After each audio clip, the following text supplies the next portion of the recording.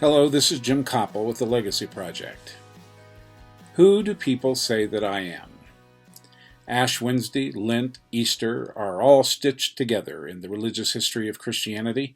As I have reflected on the meaning of this season, I found myself thinking of a conversation Jesus had with his disciples toward the end of his life and ministry. The conversation took place in Caesarea Philippi, a place filled with religious symbols and temples, mostly to honor the political gods of the day, particularly Caesar and Philip.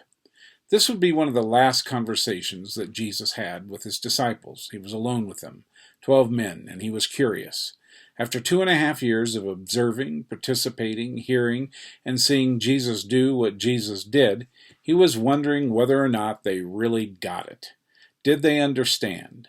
Did they know the meaning of his life? He starts off with a 50,000-foot question: who do people say the Messiah is? They answered, some say John the Baptist, others say Elijah, one of the prophets, maybe Jeremiah. He pressed on with a more specific question: who do you say that I am? There must have been a pregnant pause or an awkward silence, and then of course Peter breaks the silence and says, "Thou art the Christ, the Son of Man, or the Son of the living God." Well, that was the right answer, and Jesus would go on to affirm his statement by saying, "God must have revealed that truth to you, and upon you and that truth I will build my church." What drew me to this exchange is the result of having interviewed about 30 people for the Legacy Project.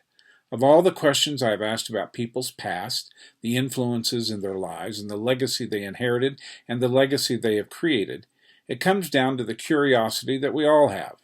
What will people say about me when it is all said and done? What do they say about me now? How am I understood, appreciated, or valued? The reality is, as with Jesus, that question is best answered by observing what they have done, what they have said, and the lives they have touched. What goes on the tombstone, or the popular question, what is contained in the dash between the birth date and the date of death, is something we all think about. Jesus' question certainly had broad theological ramifications, especially for the history of the faith. But I also think the question, who do people say that I am, is a critical question as we reflect on the meaning and purpose of our own lives. We are approaching 500,000 deaths because of COVID.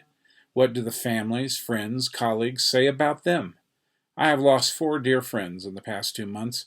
If they were here with me today, I would want to tell them who they are and what they meant to me, and I would want to tell them and share with them what their lives meant to others. Every day we make decisions that influence the answer to that question: who do you say that I am? You have a chance to influence that answer. Is it friend, leader, servant, advocate, father, mother, brother, sister? The legacy of Jesus led his closest followers, based on what they saw and heard, to assert that he was the Christ. I will leave that legacy with Jesus. However, I'm still creating my legacy, and when it is all said and done, to paraphrase Stephen Covey, what will they say at my funeral? Oh, how I wish we could hear those statements. I wish we could attend our funerals and hear beyond the dust and the ashes. The Legacy Project is designed to get people to see who they are by understanding where they came from and realizing they are still creating their legacy. Think about it. If you were to ask your friends and colleagues, who do people say that I am? What is the answer you hope to hear? This is Jim Copple with the Legacy Project.